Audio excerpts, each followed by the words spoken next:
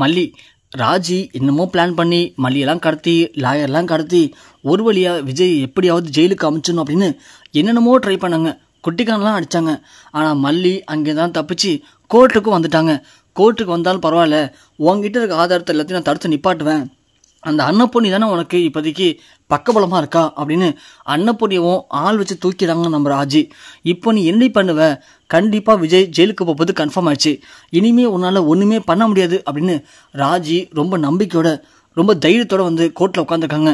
மல்லி ஒரு பக்கம் கடவுள்கிட்ட வேண்டிக்கிறாங்க, கடவுளே என் புருஷன் யாருக்குமே இந்த ஒரு தப்பும் பண்ணலை, துரோகமும் பண்ணலை, அப்படி பண்ணணும்னு அவர் நினச்சதும் கிடையாது. அப்படி இருக்கும்போது அவருக்கு ஏதோ கெட்ட நேரம், இன்றைக்கி ஜெயிலில் இருக்கார்.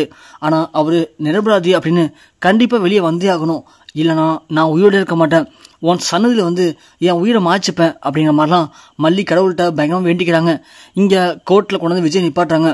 ஜட்ஜு கேஸோடைய எல்லாத்தையும் பார்த்துட்டு, ஸோ விஜய் அப்படிங்கிறவர் தன்கிட்ட இன்வெஸ்ட் பண்ண இன்வெஸ்டர்களுக்கு தன் அக்கௌண்ட்டில் பணமே இல்லைன்னு தெரிஞ்சும் கூட ஒரு பொய்யான செக்கை கொடுத்து அவங்கள ஏமாற்ற ட்ரை பண்ணியிருக்காரு. இது ஒரு மிகப்பெரிய மோசடி தான். அதனால தான் விஜய் பேரில் இப்போது இந்த வழக்கு பதிவு பண்ணப்பட்டிருக்கு.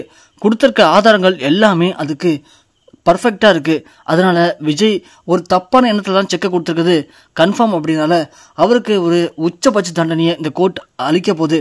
ஏன்னா இந்த மாதிரி பண மோசடி பண்ணுறவங்க இருக்க நாட்டில் இப்போது அதிகமாக உருவாயிட்டாங்க. அவங்கவுங்களும் ஒரு வழியில் பணத்தை மோசடி பண்ணிட்டு தான் இருக்காங்க. அந்த வகையில் இந்த விஜய் இன்வெஸ்டர் பேரில் பணத்தை வாங்கி ஷேர் மார்க்கெட்டில் இன்வெஸ்ட் பண்ணுறேன் அப்படிங்கிற பேரில் தான் கம்பெனியில் எல்லாத்தையும் இன்வெஸ்ட் பண்ணிவிட்டு அதில் ஏதோ லாஸ் வந்துச்சுன்னு கேட்க வந்த இன்வெஸ்டர்களை அடித்தது மட்டும் இல்லாமல் அவங்கள ஏமாற்ற முயற்சி பண்ணியிருக்காரு. இப்படியாப்பட்ட ஆட்கள்லாம் வெளியில் இருக்கிறதுக்கு தகுதியே இல்லை அப்படின்னு ஜட்ஜு சொல்கிறாங்க. ஜட்ஜு சொல்ல ஒவ்வொரு வார்த்தையும் ராஜேஸ்வரி காதில் தேனா வந்து அப்படியே வாய்க்குது. ராஜி செம்ம ஹாப்பியாக இருக்காங்க. மல்லியை பார்க்குறாங்க. என்ன மல்லி, என்ன உன் புருஷன் ஜெயிலுக்கு போகிறான்னு சொன்னல, உன்னால் என்ன பண்ணாலும் சரி அவன் ஜெயிலுக்கு போகிறத தடுக்க முடியாதுன்னு சொன்னல, நீ தான் கேட்கல மல்லி. பாரு, கோர்ட்டில் இப்போ தீர்ப்பு வழங்க போகிறாங்க. உன் புருஷன் ஆயுசுக்கும் இனிமே ஜெயிலில் களிசா பணம் சாப்பிட போகிறான் அப்படின்னு மல்லியை பார்த்து ராஜி சொல்கிறாங்க. மல்லி ஒன்னே பொறு ராஜி, ரொம்ப அவசரப்படாத. நான் தான் உங்ககிட்ட பல முறை சொல்லியிருக்கேன்ல, கெட்டவளுக்கு கடவுள் நல்லா நிறைய அள்ளி கொடுப்பாரு, ஆனால் கடைசியில் கைவிட்டுருவார்னு. அது மாதிரி தான் நடக்க போகுது, நீ வேணா பாரு அப்படின்னு மல்லி சொல்கிறாங்க. இங்கே ஜட்ஜு தீர்ப்பை சொல்லி முடிக்கும் போது காட்டா ஒரு லாயர் வராரு. மேடம் ஒரு செகண்ட் மேடம், இதை கொஞ்சம் பார்த்துட்டு உங்கள் தீர்ப்பை சொல்லுங்கள் அப்படின்னு ஒரு லாயர் வந்து ஏதோ ஒரு ஃபைலை கொடுக்குறாரு.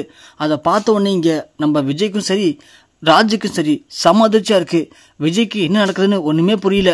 ஏன்னா நான் எதுவுமே பண்ணல, தேவையில்லாமல் என் பேரை யாரோ மிஸ்யூஸ் பண்ணுறாங்க அப்படிங்கிற மாதிரி தான் விஜய் நினைக்கிறாரு.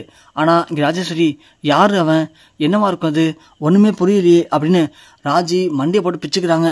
கொஞ்சம் நேரத்தில் ஜட்ஜி பார்த்துட்டு, என்னங்க இதெல்லாம் உண்மையா அப்படின்னு கேட்கும்போது, ஆமாம் மேடம், என் கட்சிக்காரர் நீங்கள் சொல்கிற மாதிரி தப்பான எண்ணத்தில் யாருக்கும் பண மோசடி பண்ணணும் அப்படின்னு அவர் நினச்சது இல்லை மேடம்.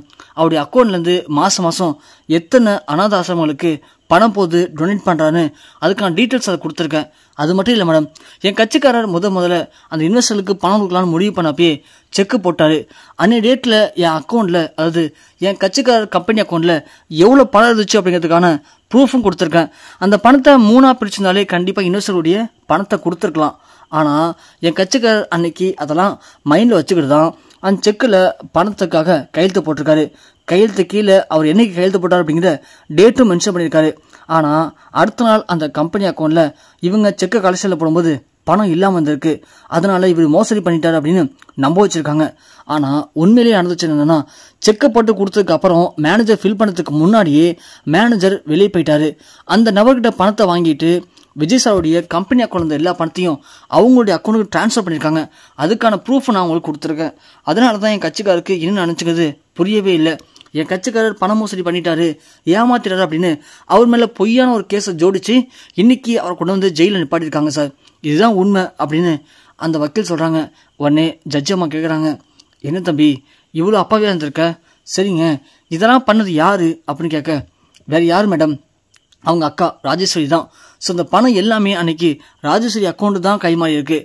ராஜேஸ்வரி இந்த பணத்தை வேறொரு அக்கௌண்ட்டுக்கு ட்ரான்ஸ்ஃபரும் பண்ணியிருக்காங்க. அது மட்டும் இல்லை மேடம், இந்த வீடியோவையும் பாருங்கள், பார்த்தீங்கன்னா உங்களுக்கு எல்லாம் புரியும் அப்படின்னு அன்னப்பொண்ணி அன்றைக்கி எடுத்த வீடியோவை அந்த லாயர் காட்டுறாரு. அந்த வீடியோவை ஜட்ஜமாக போட்டு பார்க்குறாங்க. பார்த்தா அதில் ராஜேஸ்வரி, ஆமாம் நான் தாண்டி எல்லாம் பண்ணினேன், நான் தான் விஜய்க்கு தேவையில்லாமல் பேப்பரில் ஒரு குறைச்சல் கொடுத்தேன், அதில் விஜய் அப்செட் ஆனான், அதுக்கப்புறம் அவனை கொஞ்சம் கொஞ்சமாக சிக்க வச்சு இன்றைக்கி மொத்தமாக அவனை ஜெயிலில் அடைச்சிட்டேன், இப்போது என்ன பண்ண போகிற நீ, உன்னால என்ன ஒன்றுமே பண்ண முடியாது. விஜய் இனிமேல் ஆயுசுக்கும் ஜெயிலில் தான் இருக்க அவன் சொத்தை அடையிறதுக்காக தான் நான் கனடாவிலேருந்து கிளம்பிங்க வந்தனே, புரியுதா? இதுக்கு மேலே உனக்கு உயிர் மேலே ஆசை இருந்துச்சுன்னா இங்கேருந்து போயிடு, இல்லைனா காரை விட்டு லைட்டாக மோதின உடனே ஒட்டுமொத்தமாக காலி பண்ணிவிடுவேன் அப்படின்னு ராஜி பேசின எல்லாத்தையும் ஜட்ஜி பார்த்துறாங்க. அதுக்கப்புறம் தான் புரியுது, கூட பிறந்த அக்காவே இந்த பையனுக்கு இவ்வளோ பேர் துரோகத்தை பண்ணியிருக்காளே, சே இவெல்லாம் என்ன ஜென்மம் அப்படிங்கிறாங்க. அந்த வீடியோவை நம்ம விஜயும் பார்த்துறாரு. பார்த்த உடனே ராஜியை பார்க்குறாங்க. ராஜியால் என்ன பேசுன்னு தெரில. விஜய் அவ்வளோ ஒரு கொலவெறியில் இருக்காங்க. உடனே இந்த வக்கீல் ராஜேஸ்வரி கூப்பிட்டு ஏன் இப்பெல்லாம் பண்ணீங்க, எதுக்கு பண்ணீங்க அப்படின்னு கேட்கும்போது ராஜி எவ்வளோ சமாளிக்க ட்ரை பண்ணுறாங்க. ஆனால் ஒரு கடத்துக்கு மேலே சமாளிக்க முடியாது, நம்மளை பார்த்தா எல்லா விஷயம் தெரிஞ்சு போச்சு அப்படின்னு தெரிஞ்ச உடனே இங்கே ராஜி எதுவும் பேசாமல் அமைதியாக நிற்கிறாங்க. இங்கே லாஸ்ட்டாக ஜட்ஜம்மா விஜய் மேலே தப்பும் இல்லை அப்படின்னு விஜய் நிரபராதி அப்படின்னு வெளியிட்டுறாங்க. அதோட விஜயை இப்படி ஒரு வழக்கில் சிக்க வைக்க நினச்சேன் அந்த ராஜேஸ்வரிக்கு 2 வருட கடுங்கால் தண்டனை அறிவிக்கிறேன் அப்படின்னு ஜட்ஜம்மா அறிவித்த உடனே இங்கே ராஜேஸ்வரிக்கு என்ன பண்ணு தெரியல. விஜய்கிட்ட ஓடி கெஞ்சுறாங்க. விஜய் ப்ளீஸ் விஜய், ஜட்ஜம்மாட்ட பேசி என்னை வெளியே விட்டு விஜய் அப்படின்னு கெஞ்சுறாங்க. சி கையை விடு, என் பேர் சொல்ல உனக்கு அருகதை கிடையாது. உன்னை அக்காவா ஏன் என்னுடைய அம்மாவா நினச்சிருந்தேன். ஆனால் நீ எனக்கு இம்முட்டு பேர் துரோகத்தை பண்ணணும்னு சொல்லி சத்தியமாக எதிர்பார்க்கல. என் சொத்து தான் வேணும்னு சொல்லி தான் எடுத்து கொடுத்துருப்பேன். ஆனால் என் சொத்துக்கு ஆசைப்பட்டு என்னை ஜெயிலுக்கு காமிச்சு என் குழந்தையவும் என் மல்லியவும் என் எடுத்து பிரிக்க நினச்சி நீ எவ்வளோ பெரிய ஒரு கேவலமாக வேலையை பார்த்துக்கிட்டு தெரியுதா? உன்னை இதுக்கப்புறம் என் வாழ்க்கையில் பார்க்க கூட நினைக்கிறேன், போ அந்த நம்மளை அப்படின்னு ராஜேஸ்வரி தள்ளி விட்டுட்டு இங்கே மல்லி அழைச்சிட்டு அங்கேருந்து கிளம்புறாரு நம்ம விஜய்.